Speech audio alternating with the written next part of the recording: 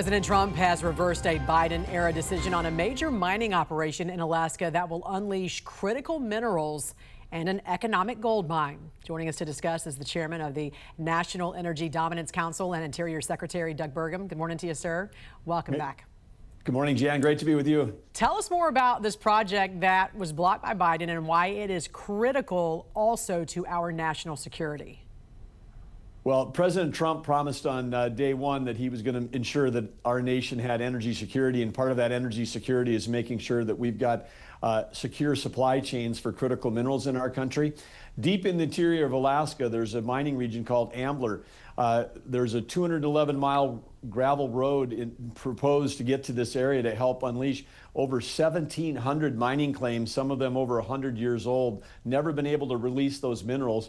Alaska is so rich in minerals, but President Trump signing that order on Monday, unleashing Alaska's potential. And again, this is not just a literal, but an actual, I mean, not just a figurative, but a literal gold mine. There's gold, there's silver, there's cobalt, there's lead, there's copper. This is one of the richest copper concentrations in the entire world. And of course, we need copper for whether it's for AI data centers, for defense, for automotive, for medical equipment. But right now, China controls on the top 20 critical minerals, China's controlling 85 to 100% of all the mining and processing around those minerals.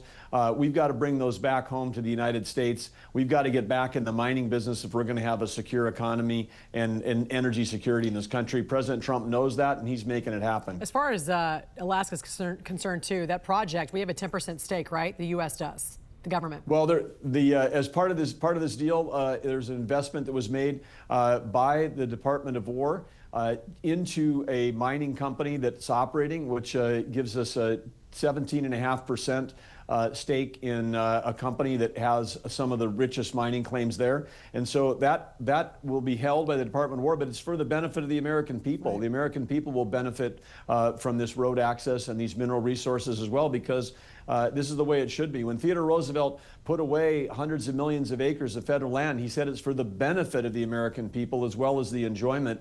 And President Trump is executing on that across the country. This isn't the first, but it's one of several, and there'll be more where the United States is actually investing in the companies that are developing these resources to the benefit of the American people. This is also absolutely imperative when it comes to maintaining a lead in the AI arms race, because it's critical we don't allow China to get ahead because we are not creating new energy sources. Explain what you're doing to change that by bringing back coal. Well, whether it's coal, whether it's hydro, whether it's geothermal, nuclear, natural gas, all sources of reliable, affordable, dispatchable, persistent power sources as opposed to intermittent, expensive, and highly subsidized sources. We need all of that. We need baseload to power the AI revolution. China added 93 gigawatts of coal last year, Jan. That's 1 gigawatt would power the entire Denver metro region. They're opening a coal plant every 4 days. Well, the plan that we inherited from the Biden administration was shutting down baseload across our country. We were actually declining in energy and electricity production, which was what's driving the rates up for many parts of our country today. Was the Biden energy plan is what's driving those rates up. Now we've got, with President Trump, we need energy abundance. We've got to make sure that we've got the electricity we need to make everything affordable at home, but also to make sure that we can run AI data factories. A kilowatt of electricity is worth more today than ever before because you can turn electricity directly into intelligence. And artificial intelligence is going to change every job, every industry, every company, but not only if we've got the power to power those AI factories. Yeah, and I noticed you didn't mention anything about solar. You mentioned nothing about wind, and for good reason. Explain that. Well, again, I alluded to that in the sense that they're highly subsidized. These projects wouldn't happen if there weren't taxpayer subsidies. They're intermittent. They only operate when the sun is shining and the wind is blowing. And then when they're not running, when the sun's not shining, the wind's not blowing, we still need the entire grid. We still need all that other stuff that Biden was shutting down. So they're ridiculously expensive in terms of the redundancy. And then often the sources of that solar and wind were in places that were far away from where the load was. So then we were spending, hundreds of billions of dollars on transmission lines, and a transmission line from a solar field at night carries absolutely zero electrons because there's no electricity being generated. There's no electricity going down a wind transmission line when the wind is not blowing. And so it is among the most expensive, least reliable sources. And American taxpayers, without them knowing it was showing up today on their electrical bill, but it was showing up on their tax bill before because of the subsidies. And so many of those solar plants, as we know, have been shut down. All those projects in California, there was recently one that was shut down in California that cost taxpayers billions of dollars, correct? Well, yes, it absolutely highly subsidized, very expensive. But the other thing, Jan, was those solar panels. Again, over 80% of the solar panels being deployed in the U.S. were being made in China. And again, earlier this year, it was found that some of those solar panels had kill switches in them. China, with software, could actually have shut them off.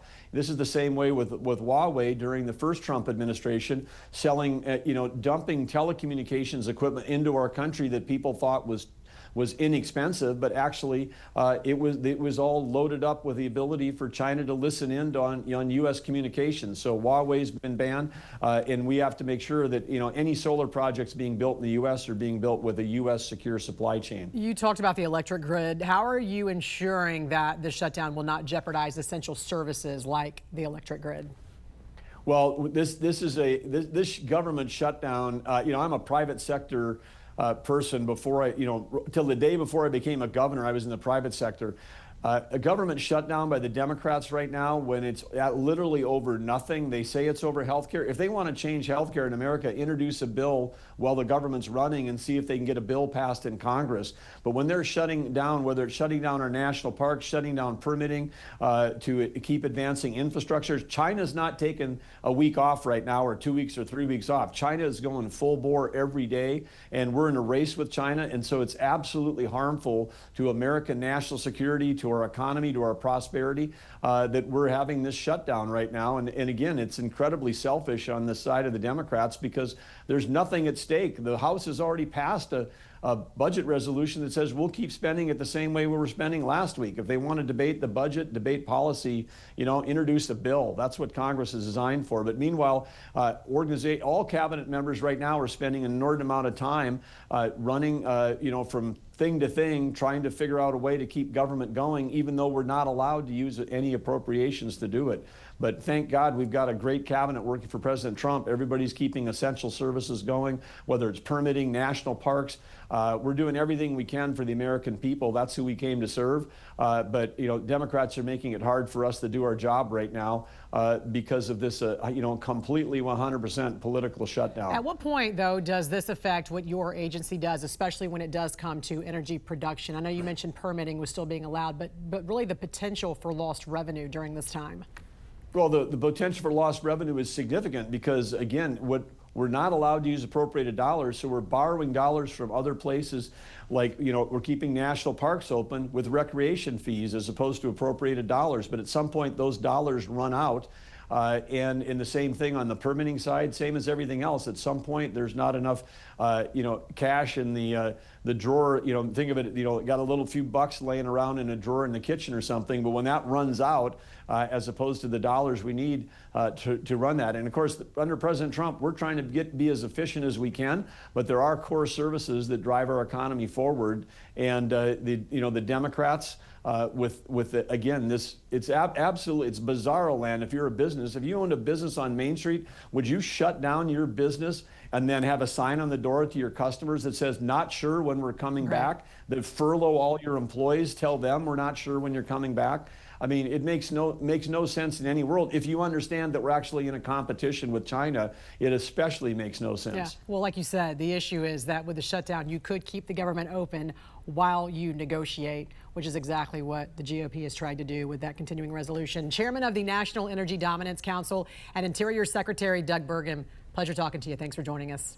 Thank you, Jan.